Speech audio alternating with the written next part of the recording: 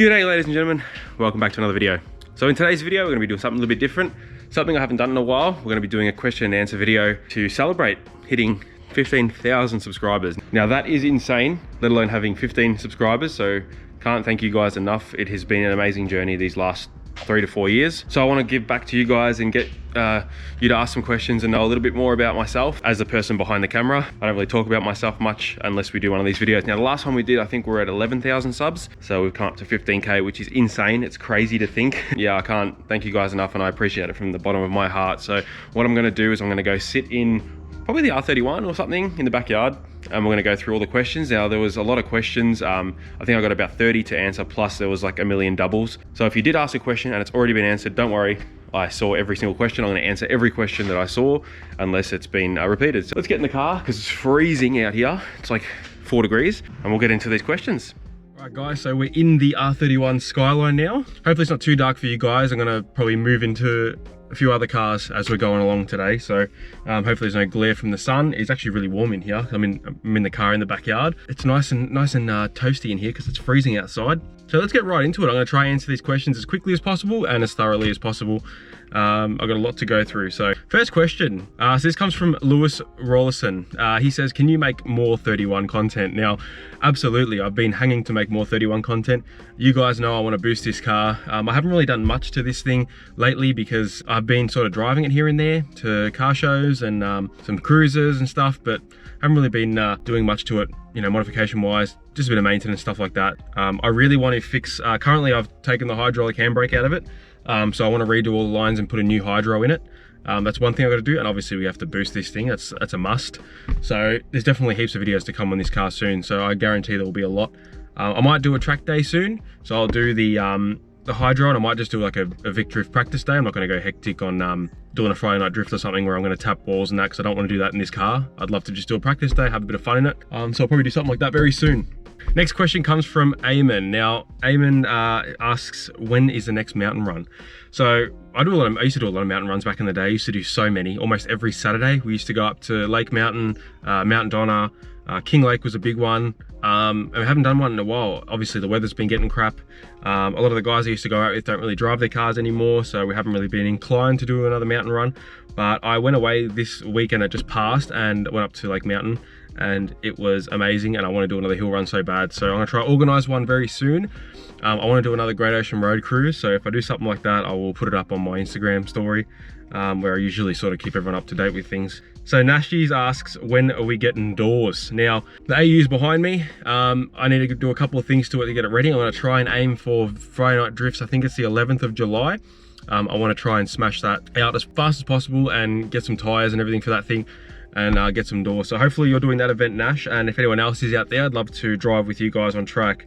That'll be amazing. Now Seb, my boy Seb, how are you, man? He asks, when are we doing another Autobarn meet? So we did a sound off not long ago. I work at one of the Autobarns in the area, in the northern suburbs, and they did a big sound off meet, which actually was very good, despite the weather being terrible. Probably going to do another one day. I've got to talk to my manager and boss about if we're going to do another one. It's pretty limited there with the car park and stuff.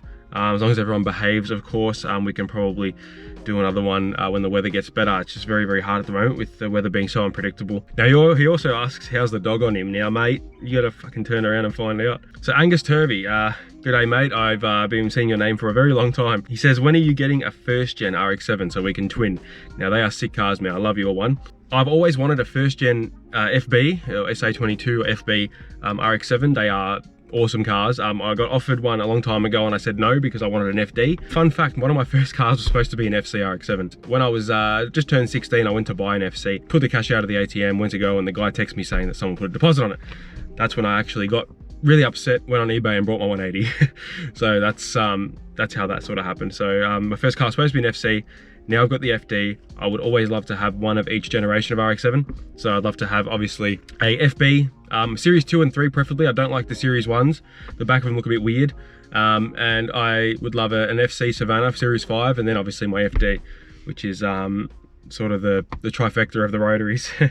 So yeah, mate asks, hello Jevon. He asks, if you could modify a particular car any way you wanted, what car would you choose and modify?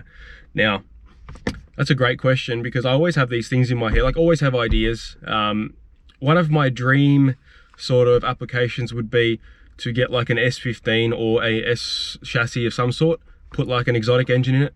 One of my dream engines would be like a Judd V8. So if you don't know what a Judd engine is, it's sort of like a Formula One built sort of engine, and they are in a lot of hill climb cars. They're a very big thing in the 90s.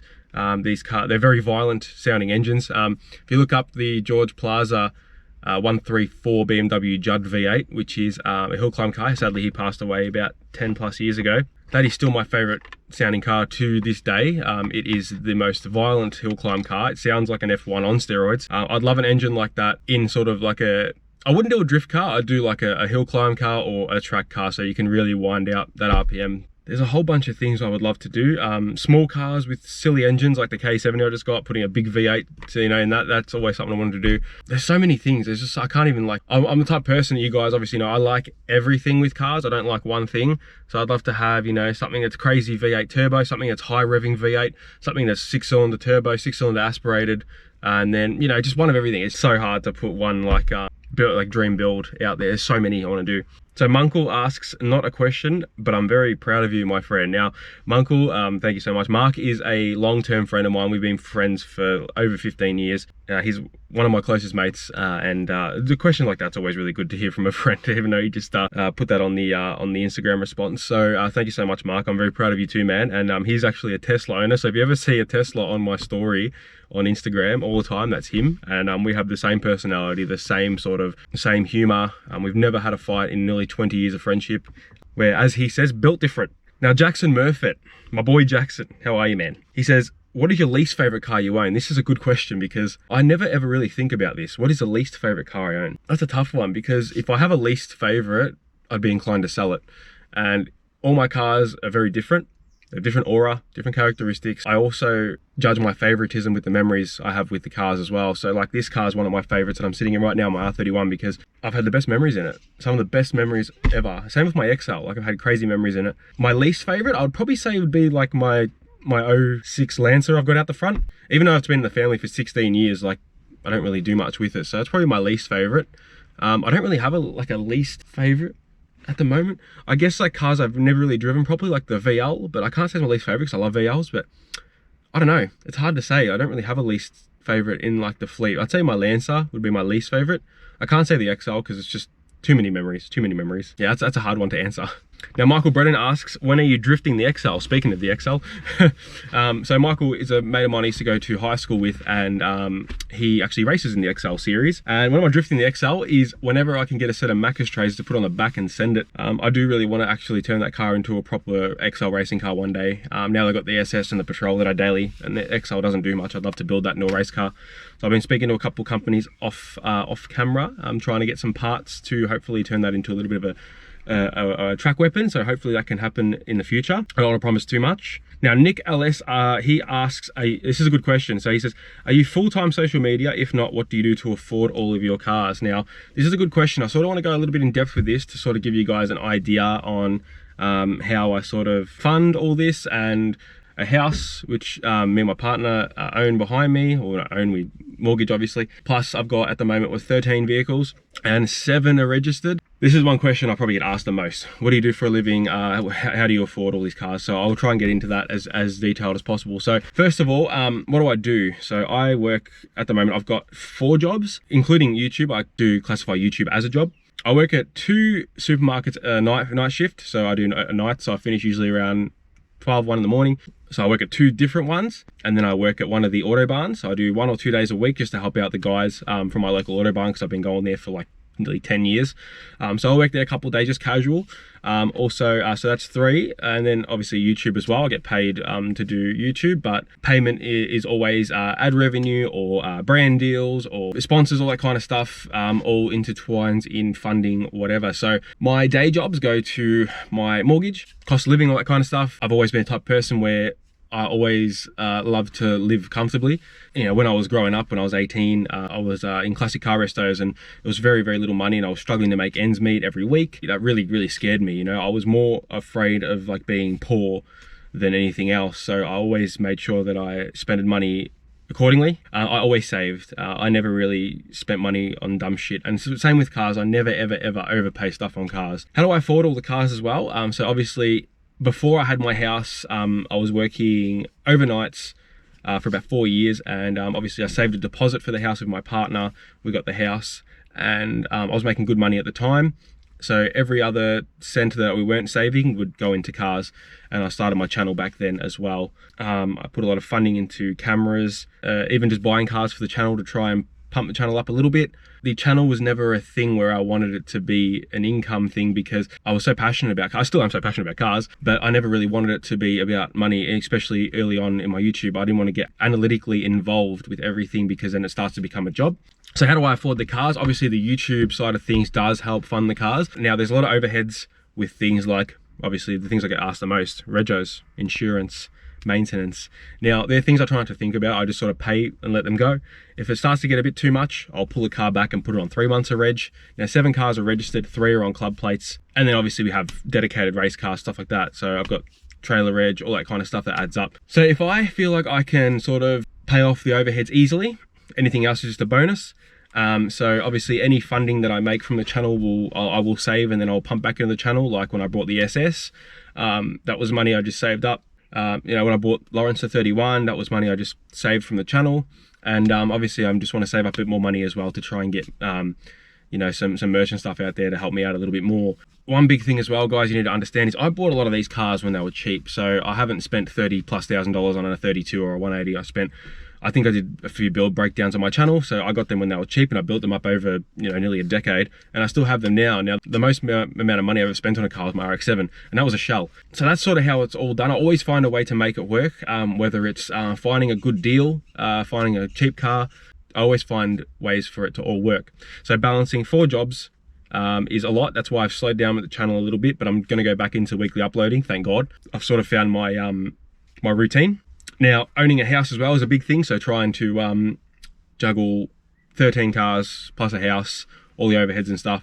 I do like budgeting a lot, so just I'm trying to say, all right, this week I'm going to put this amount of money into this car. A lot of the times maintenance really F's with that, because these cars are always going to have things go wrong with them, and I'm fully aware of that, and that's why a big thing why I love these cars, because it's always a challenge, and I fix them myself. A lot of things I fix off camera. I don't really film stuff I don't find really interesting. So yeah, so the way I afford my cars is obviously I work a lot of jobs to support myself. You know, we have dreams, aspirations, just like everyone else, so we work pretty hard to do that. So I want to put more time into the channel and yeah, and see how things go. So buying these cars cheap back in the day really helped me a lot. Doing my own stuff to them, obviously I don't have to pay a mechanic or anything. That saves a lot of money. And sharing it on the internet with you guys is a big thing as well, because I get to, you know, get a little bit of money for a hobby that I've always done. So it's almost like I'm living my dream job at the moment. So yeah. I'm really sorry if that question went for a while. I try not to repeat myself too many times. A lot of these questions are just my mates asking them if they want to touch me inappropriately, which is completely fine. So should I read some of these out? Fuck it, why not? Steak and Rice, my boy Jesse said, how many hands can fit inside your anus? Now, probably, I think last time was like 11. Hetty, my boy, says, is CABT the best thing you've ever done? Now, it's probably up there with one of the best things I've ever done. Now, CABT is cock and ball torture. Don't get into that. And if there's any kids watching, I'm really sorry.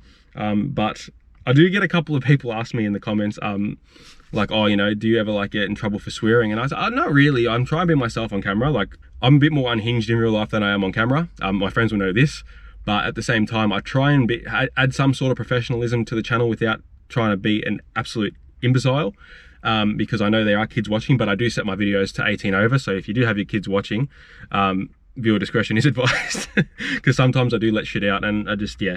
YouTube's a platform where you can be yourself. It's not, you know, free to air TV. And YouTube, I do like YouTube because it's a home video style platform, so it's as raw as it can get. Now, my boy Parker says, rate my 31. I know you hate rating, but you love me, so sorry. Now think about it, I might actually do a video rating subscribers' cars. Follow me on Instagram and maybe send me some photos of your cars. I'll do a poll on my story, and I'll do a video rating my subs' cars, and yeah, it'll be cool to see what's out there. I love looking at new builds and stuff. So Parker, I will rate your car because I love you so much. He's been a follower of the channel for a long time, and he's done a solid for me recently. I actually smashed a taillight on this 31 about probably 2 months ago. It was an accident. I was pushing my LS engine, and the engine mount actually hit the side of the car and busted my immaculate taillight. I'm so pissed off about it. I was so mad. I put up a story and Parker had a spare taillight and he sent it to me and didn't charge me anything for it. So thank you so much, Parker. You know how much I love you for that, man. You're a legend. So to rate your 31, you know I love your 31, man. It's gone through a few looks. So I put a photo up of it, and it sits really nice. He's done all the normal things to it. He's done the S3 sort of bottom half of the front bar. You know, it's lowered on some nice meshes. It did used to have a Urus kit on it, and it looked like crap, and he knew that. This reminds me of being on my Ps when I had my 31, just lowered on some meshes. It's pretty much perfect. I reckon a lick of paint, maybe a boot lip, maybe a roof wing. So I love you, man. Love your car, and hopefully get to see you one day in real life. Mubin 1925 asks, any shop you know that will be willing to build my Liberty Wagon 97 with a budget? Build with a budget's always hard to put. It's like putting good quality and cheap in one sentence. They never really work. If you're gonna want to get a build done, like, you're gonna have to pay out your bum if you're gonna take it to a shop. The only shop I really know, and someone in the comments might elaborate if there's any more, a few of my mates that have pretty serious Subarus go to a place called God RX. I forgot where they're located, but they're pretty notorious for doing all Subaru builds. So maybe give them a go.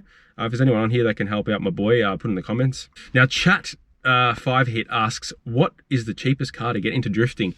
Falcons, man. Falcons. Fords are the cheapest because of their robustness, their platform layout, their rear-wheel drive. They've got a beefy 4-litre under the bonnet.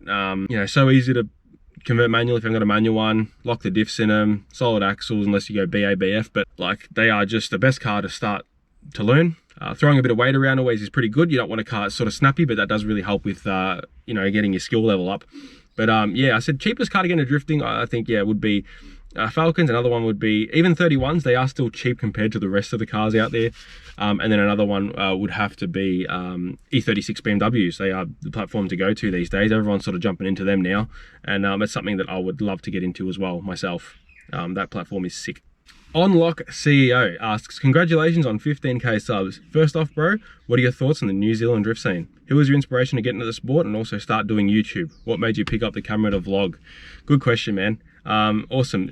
So first, to answer that question, thanks so much for the congrats, man. And what are my thoughts on New Zealand drift scene? Now, I haven't been there to see, but I know a few boys that I used to hang out with back in the day that are from NZ that live back over there now. They are the coolest dudes. Two of the drift scenes I really want to actually experience, besides Japan, obviously, would be like Ireland and NZ, because you guys just seem like the coolest bunch of dudes over there, and you guys don't give a fuck and you're unhinged, and I love that.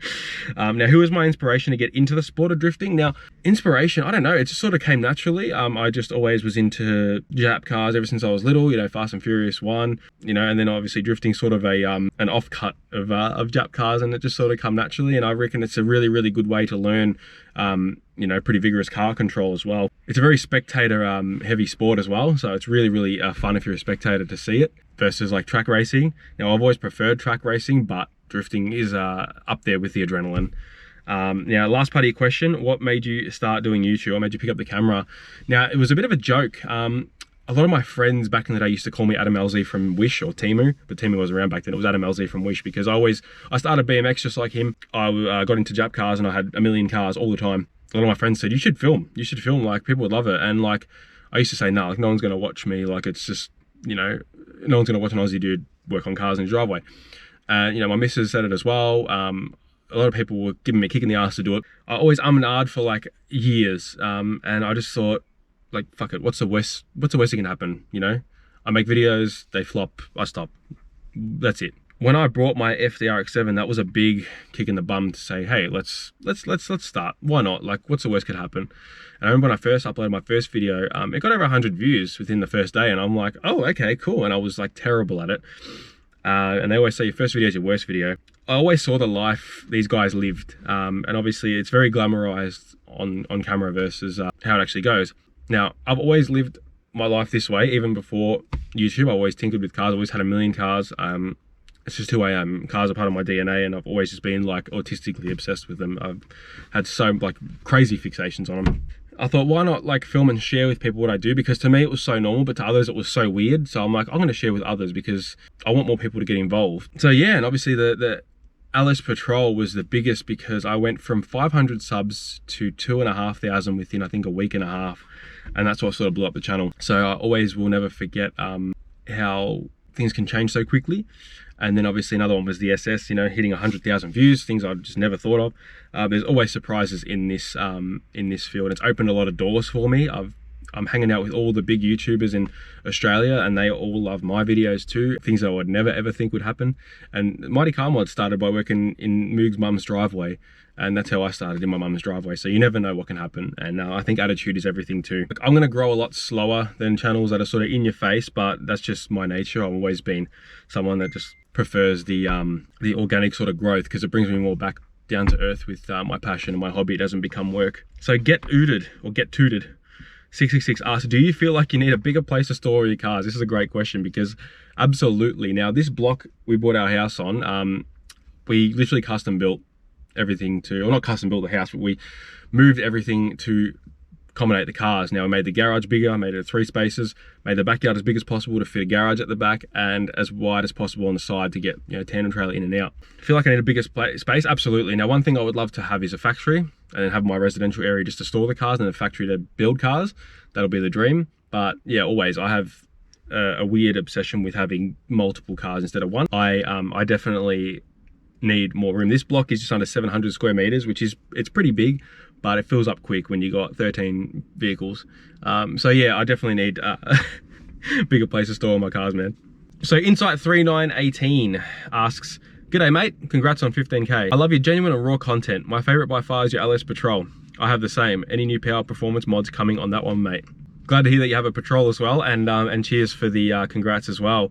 Any new power performance mods coming up on that? Now, you guys know this thing already has heads and everything done to it. Now, power mods, I've always wanted to supercharge the thing. That is my dream. I've been daily driving it heaps. I've been towing with it heaps. I've just been doing daily duties with it. I haven't taken it off-road much lately, and I really, really want to start doing some more off-road videos. I've got a 3-inch exhaust in the garage I got to put on it, and I finally bought the flange I got to weld. I've had the exhaust for like 3 years since I got the car, so I actually need to get onto that and do that. Once the exhaust is done, I got to fix the thermos, because the one thermo's dead on it. So once both thermos are done, I got to go see my buddy Duddles and get the winch for it. I really want to start changing the look a little bit on it. Try and source a supercharger for it. That'll be the dream, because the motor will take it. So yeah, that's pretty much it. Shack Attack 45 asks, congratulations bro, how do you stay so humble despite having so many dream cars, man? I really appreciate that, and yeah, thanks for the congratulations. Now, so staying humble, I've always been you know, someone that, you know, no matter what you have in life, doesn't make you better than anyone else. It doesn't matter if it's cars, house, company, watches, job, whatever. The biggest success in life is happiness, and you find something that really makes you happy, no matter what everyone says, just do it. And I've always had a nature where I'm very, very chill. Nothing really phases me. And if things happen in my life, I just say, it is what it is. I've had friends come and go. I've had very, very bad people in my life. And you just sort of go, it is what it is, move on. And you're so much happier when you haven't got burdens around. So what I'm trying to say here is, I always stay true to my nature no matter what. If I'm on camera, if you guys meet me in person, I'm the exact same person. I'm a little bit more unhinged in person. Like, I make a lot of sarcastic jokes and remarks, but that's just who I am. I'm a bit of a prankster. But I do love what I do, and I love what others do, and I love seeing other people succeed. And doesn't matter if you have your dream car. Like, some people's dream car might be a Mazda, you know, Metro or something. If you got your dream car, whether it's a Pagani Huayra or if it's a, you know, an R32. Sometimes I walk in my garage, I got to sort of pinch myself, because I don't believe that I'm seeing an RX-7, a 32 and a 180 next to each other. So it really opens your eyes to be really grateful for what you have, because you got to stay true to yourself. And if you're someone you're not going to get far in life. But yeah, thanks Shaq, I appreciate the question. I'm going to have to go and change the battery in this GoPro because it's about to die. So we'll come back for the next question. Alrighty, we are in the Mighty K70 now. It's a bit more intimate in here. It's very small, but it's nice and warm because it's freezing. And oh, where's my light gone? Little beast. Hopefully it's a bit lighter in here. I think it was a bit dark in the Skyline, but that's okay because we've got a bit of darkness. Now we've got a bit of intimacy here. Now I've changed the battery in the camera and I had a protein bar. I feel much better. Next question is Mr. Byron. Down the shed with Byron. How are you, brother? He said, when are you coming over to Perth and hang out with Automotive Carnage? Now, Automotive Carnage is another awesome YouTuber. Please go check him out. Automotive Carnage with a K. He's the one that supplied our LTD front end for our drift car. And he's an amazing YouTuber. If you love just cool cars, you know, cars that haven't been running for years, getting started, finding bush wrecks, go check him out. And Mr. Byron himself, Down the Shed with Byron, go check out his channel. He is a freaking legend as well. When am I coming over to Perth and hang out? Now, he did invite me to the Carnage 1000, which I think was next month, but I have a lot on, so I can't come. But I'm going to make the trip down to WA very soon. come meet you guys, because I haven't met you guys in person yet. And I've got to go see some family in WA, so I've got to do a big trip over there. So can't wait, that'll be sick. So when I do, I'll let DJ know, and we'll all get together and have some fun. Maybe play with some old shit and some cars as well. Brandon VScar 695 with the awesome Bluebird wagon. He asks, any chance on getting your old boy to do a video on how to paint your car at home? No show car type shit, just a decent drift car type paint job where it's decent enough off the gun. Now we have done something like this with the AU drift livery. He literally just did a 2-pack off the gun on the black part of livery. That was awesome. Now I think when we paint this thing very soon, I'm gonna get Dad to come over and we're gonna just do a nice garage job blowover. He can get cars to come off completely glass finish off a gun because he's been doing it for freaking 50 years. So yeah, I reckon we'll do a full like budget restoration on this thing. Literally just sand it down, get it looking immaculate, and we'll get Dad to come down and prime it and paint it for us, and show you guys how he does it. He's a weapon. He can paint anything outdoors, indoors, and make it look like it's coming out straight out of the booth. So yeah, 100% we're going to be doing that very soon. I reckon the next couple of weeks, because I'm going to try and get this thing sanded down and pieced back together. So I'm really excited for that. Now Snapped4433 asks, would you ever think of getting a B series Falcon or even E series in the future? Now I had two EFs. I had the red one we got for 300 bucks off Marketplace, and then I had my green one, which is my daily. I love them cars. I love the green one so much. I do miss it a lot. The SS is much better, but I do miss the E series. Now, if I do, I'd get probably an EF or EL XR6 manual. That'd be something cool. I love the white with the red pinstripe. That's like my ideal sort of E series. But a B series, like probably, yeah, a BF. I do like the V8s, GTs. I'd love something like that. Or even just like an early BA XR6 turbo, because you can get them pretty cheap. That'd be cool to compare it with the SS, something like that. So I'm always open to getting one of them. Even like an EA, ED, EB, something like that. I love those cars. They're just cool. They're like the VNs of bloody Falcons. So yeah, there's always room for improvement. Oh God, I have to open the window. It's getting a bit stuffy now. Sounds like Titanic. Now he also asked as well, would you ever think about doing a 1UZ swap into something? Now I've always wanted to do a 1UZ swap into something. They're a bit expensive now, but back in the day I actually had a Crusader. I had a MX-87 Crusader and 87, 83, MX-80, what are they? Whatever it is. And I bought an LS400 because I'm going to put the V8 into that, and then the LS400 actually ended up being a really nice car I didn't want to part ways with, and I ended up dailying it for over a year. I dailied it for ages, and it was the best car ever. I miss it. It was a UCF 10 LS400, almost fully optioned, just missing a couple of things, but like $170,000 car, brand new. That's one thing I always wanted to do was, yeah, put if I had an endless budget, I'd definitely put a 1UZ in this thing and send it to the moon. B18A1 asks, when are you getting a Honda on the channel? Now Hondas are one of the only cars I'm sort of missing in the fleet, because we've got Toyota, we've got Nissan, we've got Mazda, we got Mitsubishi, we got Ford Holden, and a bloody Honda. I do have a Honda. We got a Civic, but it's a Mrs. car. It's a 07 Civic. But I would love a full Mountain Warrior EK, ED would be sick. B18, B16, a Warrior, or D16, the big single cam of Fury. Something that just literally is fully gutted on the inside. No weight, manual, just full exhaust system and all the strut bracing and everything. Put on semi-slicks and just have it kick up 3 legs every corner, lifting a wheel. That'd be an ideal sort of Honda build. I do like maybe a budget, either endurance or a budget sort of time attack car. That'd be one of my dreams as a Honda. 67 Nag 95 asks, how old do you think you will be by the time you finish all your projects? Now hopefully I'm still alive. I hope it's before I get any grey hairs. Now I'm pushing closer to my 30s. If I really buckle down, I am getting married in fucking hell, it's going to be like, what's we now, July? I'm getting married in March next year. So once the wedding's over, I'm going to smash out as much as I can on the cars as possible. So hopefully I can get majority done next year. I want to try and get the FD and the VL close to finish. And then the small project in the time. I know I'll get this K70 done within a few months. AU is pretty easy. The other cars, they're not too hard. They're just sort of maintaining them. But I don't know how old I'll be. Hopefully not much older than I am now, but we'll see, because life always gets in the way. Now Julius ODST asks, what's your favorite car that you own? Are there any cars you want to get that you haven't had before? Absolutely. Oh my God. So to ask the favorite car that I own currently, it's definitely my R31. It's always been my favorite. It's my baby. My 31 and my 32. Even though my 180 is like closest to my heart because it's my first love. Those two cars are my favorites because I've just had so many fun memories in them. Track day, street drifting, street driving. All of the, you know, things that attach really good memories to these cars. The GU as well is, I'd say 31 is my favorite. Yeah. Any cars I want that I haven't had before. Now, obviously, the options are endless. So many freaking cars I want. Like, I want a VZ R8 Club Sport. I want, S14 Series 2. I would love an S15, an R34, a Supra.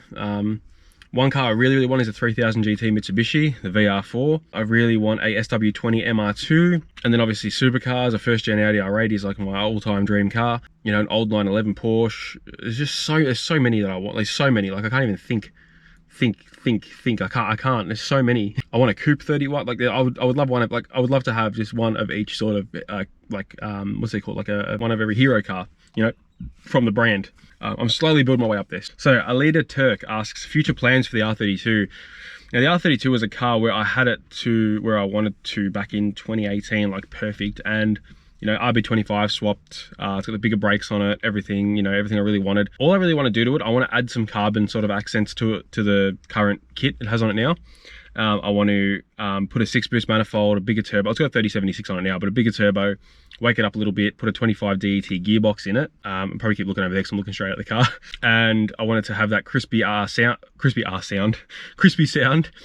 And I want it to just scare the absolute hell out of me eventually on ethanol and everything. So just like an ideal R32 sort of build. But that will definitely come later down the track. But right now, turn keys goes, it still pops huge flames, it's still quick, it's a perfect car. GMH VY2, I'm guessing you're a Holden fan. Love the videos, mate. What are your future plans for the SS? Would you get another V8 Commodore? Oh yeah, man, I love V8 Commodores. Like the SS, like obviously it was so close to me because of family history with mum having one brand new for 10 years in the family, dropping me up at school every day in it. Stingray VY, it was always a car that I needed to have. Now that I've got that, another one I really want is, my mum used to have a VR SS in the dark green color with the red pinstripe. Now I would love a VR VSSS, even the white, manual.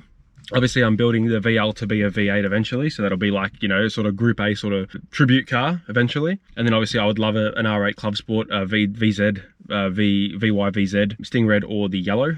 And then I love the VE, probably the last of the the GDSs that I liked. But the early gen ones before they had the DRL front, I love the early gen without the DRL front. I reckon the early gens look so much better. So Zach and 6337 says, not a question, but more of a request. You should do a fat shed skid in the AU or something. When the shed's done, absolutely. I'm going to do a shed skid in either the AU, the 31. Probably every car's going to get one. Now my neighbors are into cars, but I'm going to make sure they're not home, because I don't want to be that guy, but 100% have to christen the shed floor when it's done. Have to. He also says, congrats on 15K. Do you think you'll ever visit New Zealand? Let us know, bruv. Absolutely. I've always wanted to freaking go there. It's an amazing country from what I see, and I need to experience it ASAP, because I've been going away for some trips lately, and I'm sick of sort of being in the country. I want to go elsewhere and have a look. So yeah, 100%. Now, Goops_games asks, I've just bought a 1987 R31 Skyline wagon. Was wondering what I should do to it first, or what I should replace and fix, as it's been sitting for about a year from the owner before me. On idle, the car jumps a bit. I suspect spark plugs need replacing, and the car jolts when putting it into drive or reverse. Any tips on how I can fix these? Now, with a car like that, you know, being from the 80s, you just want to literally start with all your vitals, do all your fluids and filter change, make sure that's all good. And then these cars really don't have much to them. Even like the ECCS systems, like the fuel injection, there's not much to them. The only problem is with them, if one thing's not sort of doing its thing, it will run like shit. One vacuum leak, they run like shit.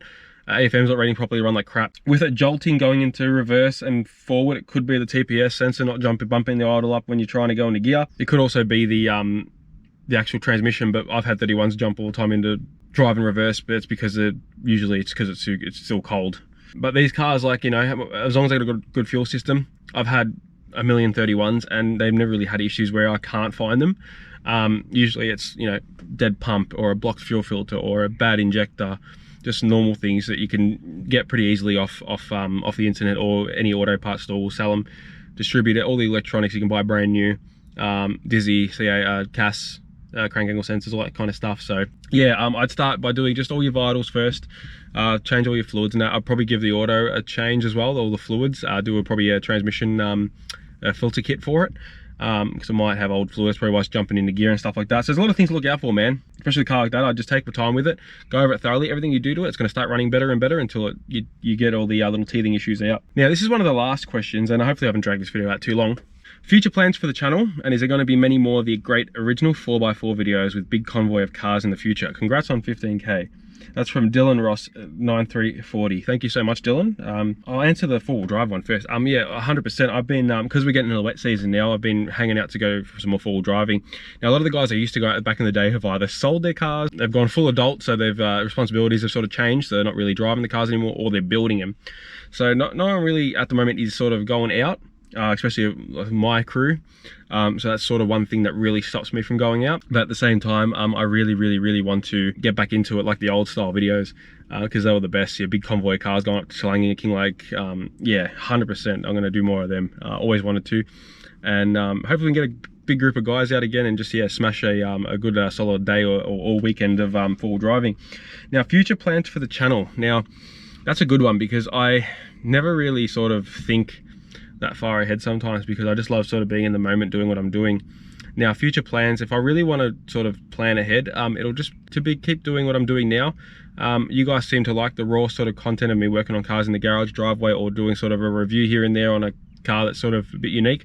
I really would love to sort of just stick to that and see how we go. I've been getting a lot of sponsor opportunities and that. I don't do as many brand deals as I should because I'm pretty anal with what I sort of run these days. You get a lot of companies reaching out to you with products that just sort of, I don't really want to try and sell you guys. So I've had a few sort of bigger sort of names reach out and they want to help out, so that's going to be good for the future.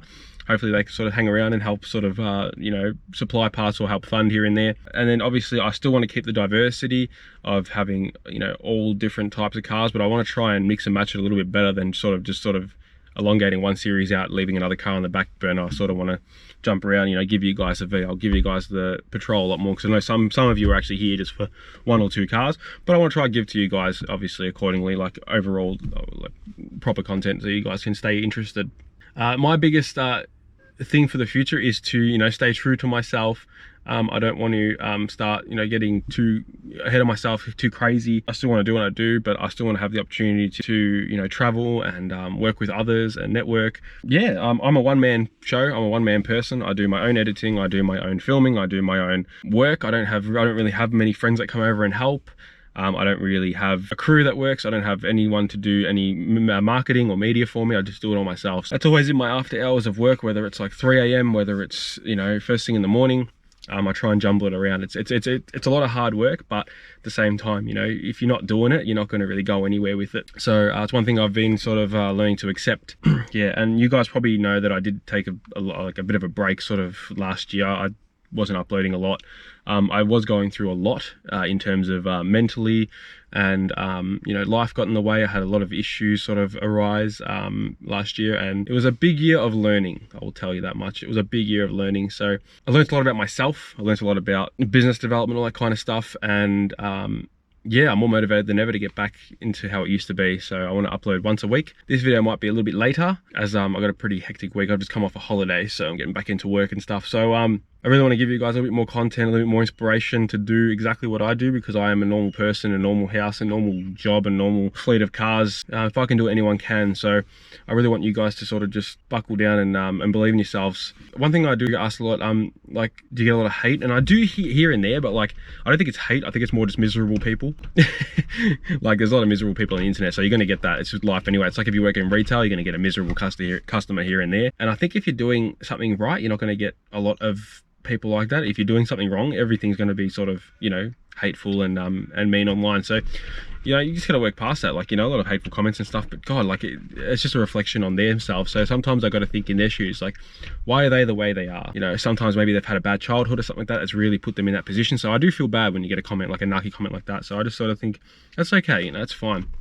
Never let it get to you. I get a lot of other YouTubers that smaller channels that reach out to me and say, how do you deal with hate? I said, I don't really get much, but you get occasional, like, just arsehole comments and that, but I laugh at them. So yeah, and if any of you guys want to start getting into YouTube and that, I get a lot of you reach out to me. You're a bit scared to start, just do it. Honestly, I was terrified to start. It was just one of those things where, like, when you're so passionate about something, push and do it. I know I'm working a lot of jobs at the moment, but you know, technically I do work for myself as well, and it's the best thing ever because I can choose my own hours and I can work my jobs to, you know, pay off the house, but I can also work for myself to fund my hobby and be happy. And that's, I think, the most successful thing you can ever do in your life. So yeah, I'm pretty rapt to see what the future's going to bring with the channel, and I'm really happy for you guys that stuck around. Everyone that watching this video, you've made a big difference in my life, and I hope that I've made a big one in your life as well. Going back to rating cars, what Parker said before, I think I'm going to do a rate my car video. I'm not going to try to do too many of those because I want to keep it, you know, just car content, just like my car content. I don't want to start venturing out too far and do reviews and stuff. A lot of you want me to do reviews on cars. That's a full-time job in itself. Yeah, I think I'm going to do something like that in the next video. So hopefully this video hasn't dragged out too long. I think I spent like nearly freaking 10 minutes answering the question before on how to afford cars. I'm trying to look at my GoPro now, nearly 20 something minutes. Yeah, okay. I think that's it for questions. I'm just going to double skip over them. We had about 30 plus questions, and then I think there was like 60 overall, but a lot of them are repeating. Thank you guys all for the questions, and I really appreciate any question, whether it was, you know, would I flop it out for you, or how I've inspired you or something like that. Well, I don't want to drag this video too long, guys. Thank you so much for hanging around and watching this. Thank you so much for 15,000 people subscribed to the channel. I never thought in any freaking lifetime that would be possible. I really hope to meet all you guys one day, whether it's at an event, whether it's out in public. I get a lot of you come up to me in public in shopping centers and stuff, coming and giving me a hug and a handshake. And yeah, I really appreciate it. And I hope I can inspire you to go out there and buy a dream car. And yeah, send it. I'm probably not going to do another Q&A until we hit 20,000 subs. So click that subscribe button. No, I'm kidding. I don't do that. I don't say subscribe. And just if you like the channel, you subscribe. That's the way it goes. Have a good one, guys. We'll see a video next week, probably on this thing, on the K-set. Oh, actually, no, I think it's AU. I don't even know my own schedule. That's how freaking organized I am. We'll see you guys in the next video. Thank you all so much. Goodbye.